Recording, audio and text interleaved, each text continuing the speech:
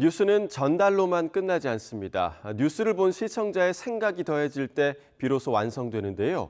YTN을 향한 시청자의 목소리를 듣고 YTN이 답하는 시청자 톡톡 Y 시간입니다. 자, 오늘은 어떤 의견이 들어왔을까요? 지금 바로 확인해 보시죠.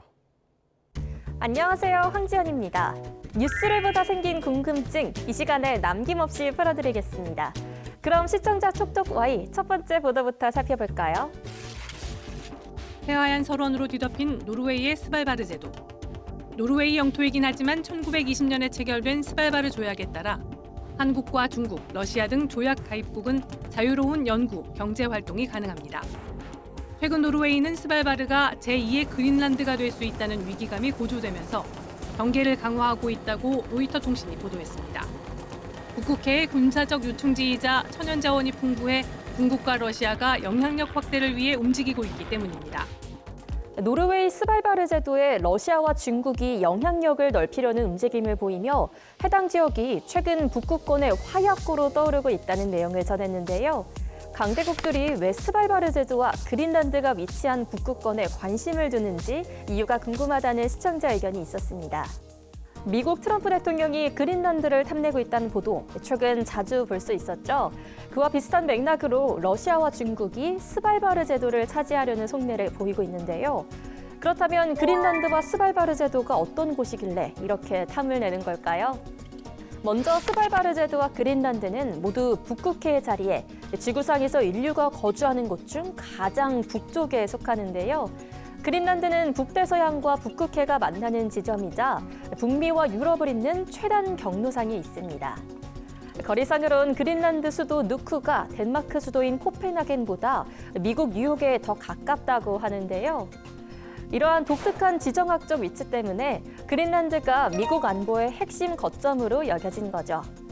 또한 그린란드에는 석유와 천연가스 외에도 첨단 산업 분야의 필수 광물인 히토류가 3,600만 톤 이상 매장된 것으로 추정되는데 이 수치는 히토류 매장량 1위인 중국 약 4,400만 톤과 맞먹는 수준이라 강대국들이 더 탐낼 수밖에 없겠죠.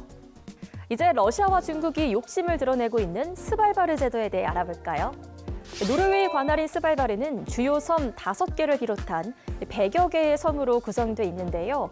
여러 섬이 모여 있다고 해서 스발바르 군도라고 불리기도 합니다. 과거 스발바르는 워낙 외지고 험한 곳이었지만 현재는 지구온난화로 인해 해빙이 빠르게 줄어들며 20년 전만 해도 불가능했던 항로들이 열리게 되며 지정학적 갈등이 집중된 요충지가 된 것이죠. 여기에 그린란드와 같이 스발바르 제도 인근 해저에는 구리나 아연, 히토류 같은 자원이 대량 매장돼 있습니다. 또 러시아가 스발바르 제도를 열망하는 이유가 한 가지 더 있는데요. 한때 소련의 바다라고 불린 발트해가 사실상 나토의 호수로 변하며 러시아는 발트해에 고립된 신세가 돼버렸는데 러시아 콜라반도에 위치한 북방 함대가 발트해를 벗어나 대서양으로 나가려면 스발바르 제도가 있는 북극해를 이용해야만 한다고 합니다. 이유를 알고 나니 앞으로 북극권에 대한 이슈를 좀 더 흥미롭게 살펴볼 수 있겠네요. 다음으로 두 번째 시청자 궁금증은 무엇일지 보도 먼저 확인해 볼까요?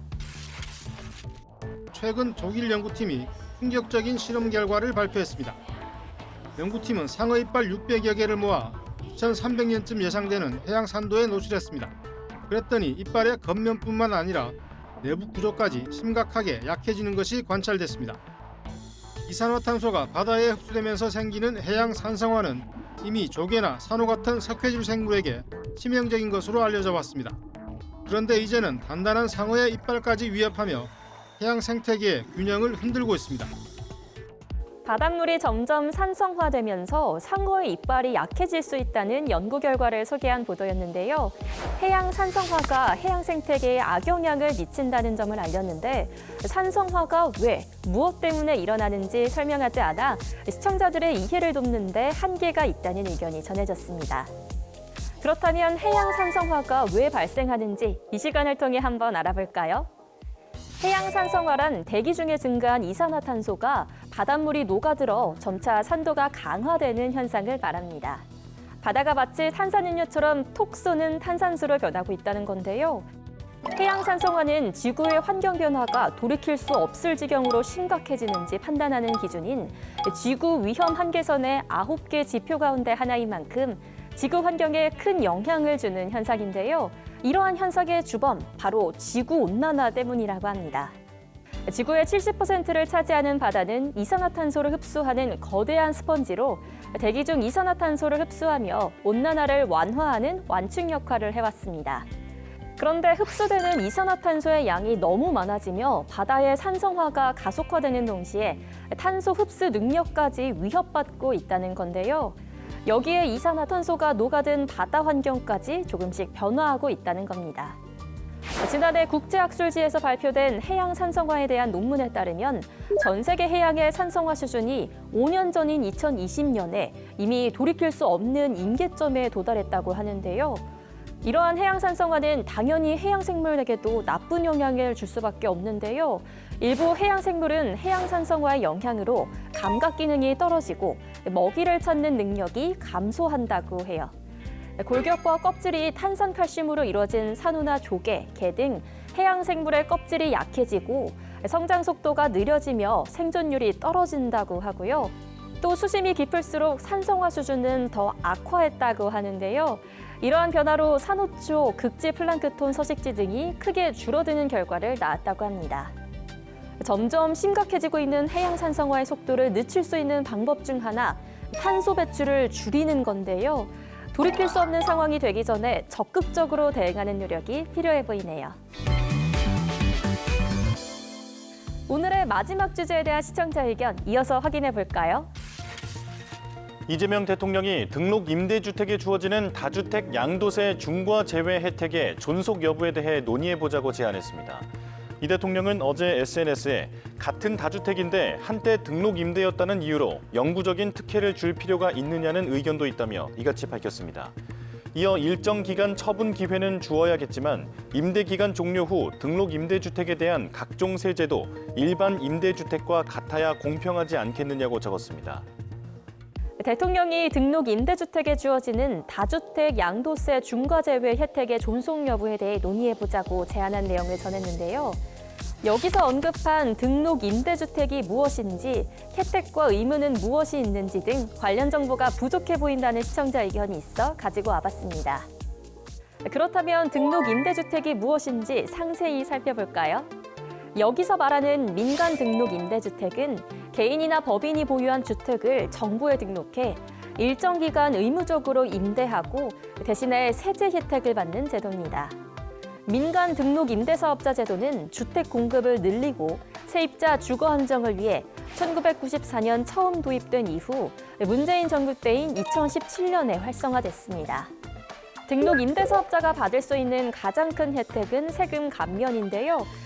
일정 조건을 갖추면 의무임대 기간 동안에는 재산세와 임대소득세가 감면되고 종합부동산세를 산정할 때 주택수에 등록 임대주택은 합산되지 않습니다. 다주택자 양도소득세 중과배제도 또 다른 혜택인데요. 집을 2채 가진 사람은 보통 집을 팔 때 세금을 더 많이 내야 하는데 이걸 양도소득세 중과라고 부르죠. 만약 2주택자가 한 채를 지자체의 임대주택으로 등록하고 의무를 잘 지켰다면 본인이 거주하는 주택을 팔 때 1주택자와 같은 수준의 양도세를 내게 됩니다. 이러한 혜택을 받는 등록 임대사업자는 지켜야 할 의무도 있는데요. 주택임대차보호법에 규정된 전월세 상한제는 기존 세입자가 계약갱신 요구권을 사용했을 때만 적용되고 새 세입자를 받을 때는 시세에 맞춰 임대료를 올릴 수 있습니다. 하지만 등록 임대사업자는 임대료를 직전 전월세 계약 임대료 대비 5% 넘게 인상할 수 없고 새 세입자를 받을 수 있지만 이때도 직전 계약 대비 인상률 5% 제한 의무를 지켜야 하죠. 그렇기 때문에 등록 임대사업자의 임대료 상한은 주택임대차법보다 더 강하게 세입자를 보호한다고 볼 수 있는 겁니다. 여러분이 남겨주신 궁금증, 오늘도 속 시원히 풀리셨을까요? 다음 시간 알찬 내용으로 찾아오겠습니다. 그럼 다음 주에 만나요.